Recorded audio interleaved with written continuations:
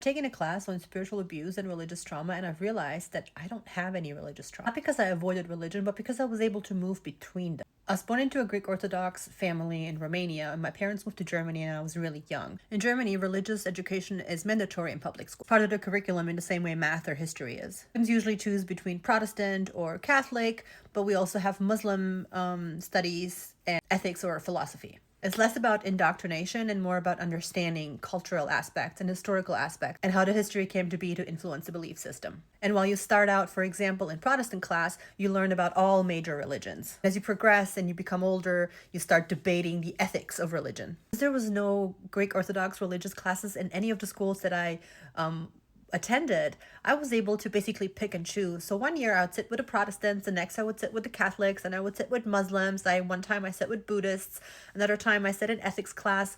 So I was able to fluently move between all sorts of different religions. Nobody ever tried to convert me. I was always welcome and always included, and everybody was very eager to share their own experiences and belief system with me. And that shaped me to see spirituality and religion more like a language. We all have different dialects, but it all points to the same thing. We may debate names, but we don't really debate existence. It wasn't until I was an adult and moved to the States that people tried to get me to join their specific denominations. So the conversations a lot of times went a little bit like this.